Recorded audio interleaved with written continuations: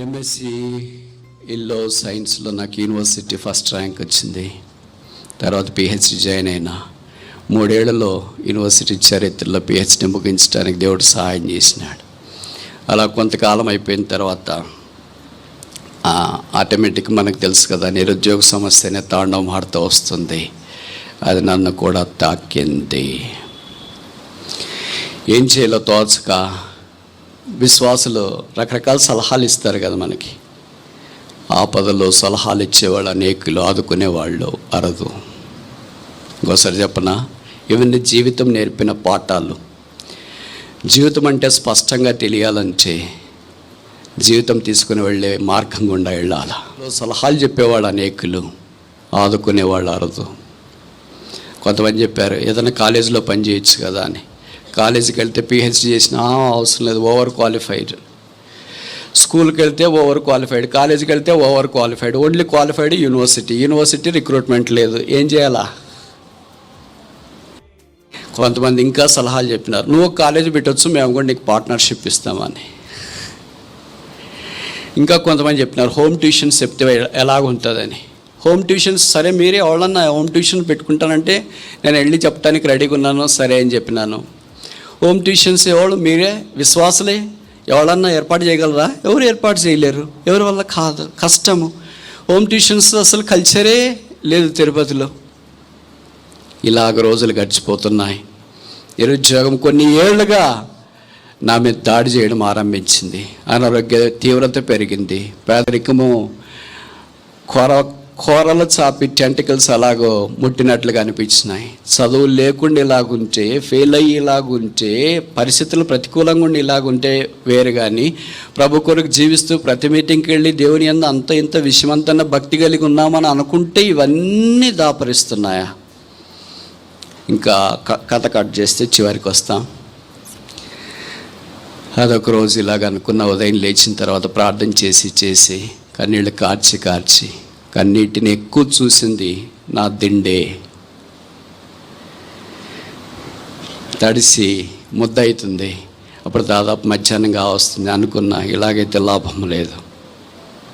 నేను ఇక్కడే చదివాను, ఇక్కడే నాకు ప్రశంసా పత్రాలు వచ్చినాయి, ఇక్కడే నా ఫోటో పేపర్లు వేసినారు.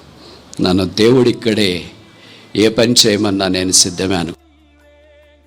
పిల్లప్పుడు మా ఇంట్లో ఒక చిన్న పని అలవాటు ఉండేది. అదేంటంటే బొగ్గులు ఇస్త్రీ పెట్టితో బట్టలు ఇస్త్రీ చేయడం. స్పార్క్ లాగా వచ్చింది ఒక ఆలోచన. అనుకున్నా ఒక తోపుడు బండి తీసుకుందాం, ఇస్త్రీ పెట్టి ఒకటి కొనుక్కుందాం. బొగ్గులు కొనుక్కొని నేను ఉండే రూమ్కి ఎదురుగా అపార్ట్మెంట్లు ఉన్నాయి, చెట్లు ఉన్నాయి, దాని కింద ఇస్త్రీ పెట్టుకొని పిహెచ్డి చదివి ప్రభువుని నమ్ముకున్నాను. యెహోవా యందు భయభక్తులు కలిగి ఉన్నాను. నాకు ఈ పని చేయడం అంటే ఏంటి, డిగ్నిటీ అని ప్రభు కొరకు జీవిస్తామని అనుకున్నా. విచిత్రం ఏమో తెలుసా, మందిరం చుట్టే కాకల దగ్గర నా ఆత్మీయులు అంటున్నారు. గొప్ప గొప్ప కోట్లు బిల్డింగ్లు కట్టుకున్న వాళ్ళు ఉన్నారు. పోయి చెప్పొద్దండి వాళ్ళకి.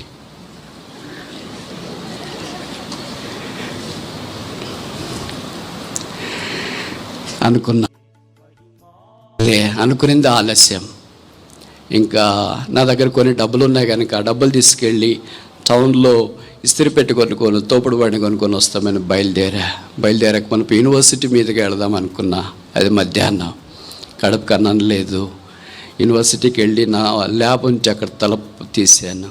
అక్కడ ఒక కవర్ ఉంది. ఆ కవరు బయట ముద్ర చూస్తే గవర్నమెంట్ ఆఫ్ ఇండియా అక్కడి నుండి వచ్చింది. ఏంటిది, ఏదో ఇస్త్రీ పెట్టుకుందామంటే ఏదో కవర్ వచ్చినట్లుంది అని తీశాను. చూసిన వెంటనే దాంట్లో నా కళ్ళు ఆశ్చర్యం కలిగించి మాటలు రాశాయి. You have been awarded with young scientist award.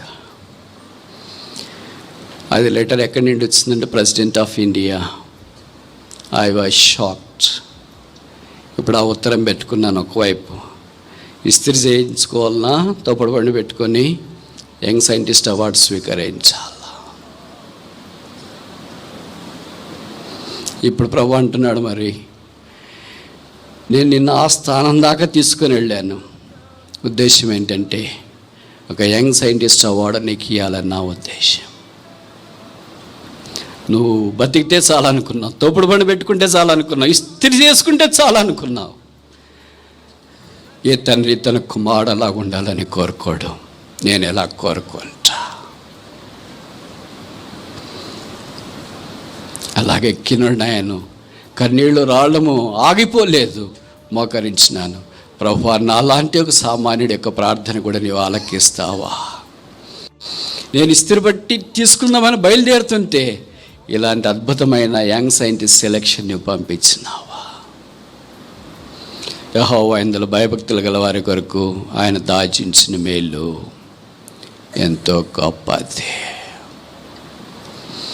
ప్రభు ఆ పరిస్థితులు గుండా తీసుకుని వెళ్ళిన తర్వాత